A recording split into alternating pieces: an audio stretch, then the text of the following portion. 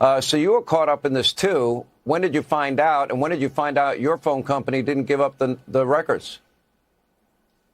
Well, I found out the end of last week. And actually, Sean, you and I had dinner together just over a week ago. And we were talking about the fact that Jack Smith and the Biden Department of Justice had subpoenaed 8 Republican senators and had gotten their phone records, had gotten their detailed phone records. And I joked at dinner with you, Sean. I said, I'm a little offended they left me out. What do I got to do to be a target of them coming after me? Well, it turns out.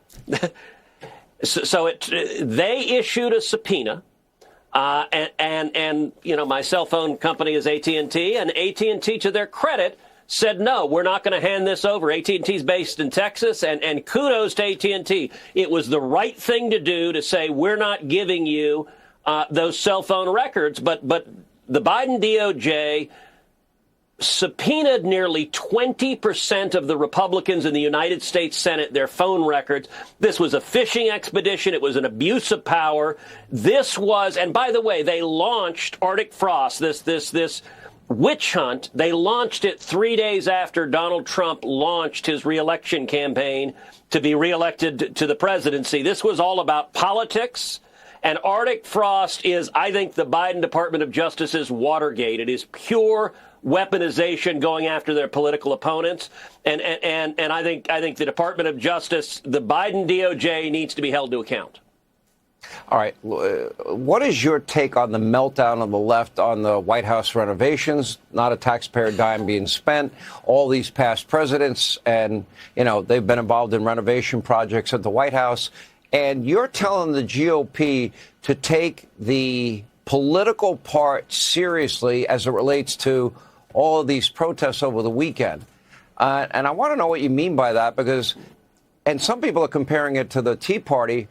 You know, I did a show in Atlanta on April 15, 2010, and we had 20, 25, 30,000 people show up at that event. There were moms and dads and people that had an agenda. They wanted less government intrusion, lower taxes, less regulation.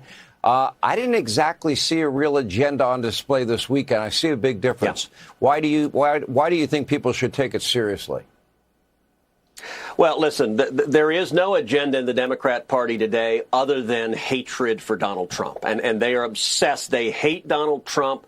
I agree with you that these protests, they were not organic. They were paid for. They were bought and paid for. You and I talked about before how George Soros, there's real evidence that George Soros is paying for it. I talked about on my podcast, Verdict with Ted Cruz. I laid out the receipts, how Soros's foundation has given over $3 million to Indivisible, one of the key organizers of these protests. I think in many ways they're AstroTurf.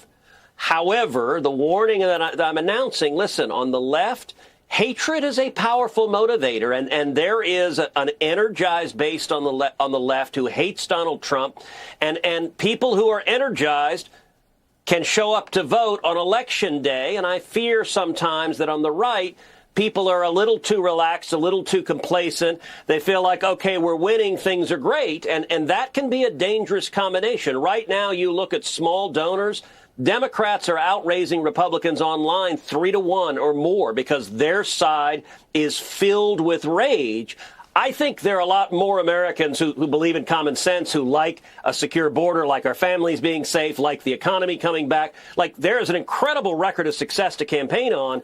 But the warning that I'm putting out is we've got to make sure that we turn people out, because if we're complacent and sit on our laurels, that's how you lose the House or even potentially lose the Senate. We can't let that happen because the stakes are too high, and that means we got to make sure we turn people out. I think it's a fair admonition. You can lose any election, and you can't take anything for granted. Is the government going to open anytime soon? Who the heck knows, Sean? The amazing thing is the Democrats, for this shutdown, look, on one level, they forced a shutdown to have free taxpayer-provided health care for illegal aliens. But at another level, that's not even the heart of their ass. They know they're never going to get that. This shutdown is happening simply because Chuck Schumer is afraid of being primaried from the left. And the Democrats are all trying to show their crazy base they hate Trump as much as the base does. And look, Schumer's afraid AOC is going to primary him, but it's not just Schumer. Just about every Democrat.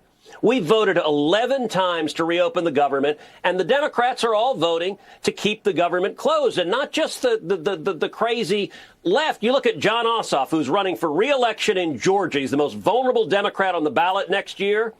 He's voted 11 times to keep the government shut down because I guess Ossoff's calculus is he only cares about the crazy radicals on the left. And all across the country, the federal workers who are going to work and not getting paid, he doesn't care about them. The American citizens who are not getting the government, that the national parks and the Smithsonian and the museums. And look, on Friday, Sean, I went to Hobby Airport in Houston. I did a press conference. I pointed out 50,000 TSA agents are going to work right now and not being paid. 14,000 air traffic controllers are going to work and not being paid. And we're seeing delays. We're seeing stoppages. And the Democrats do not care. And the American people are paying the price. Senator Cruz, appreciate you being with us. We'll wait and see what happens. And up next tonight here.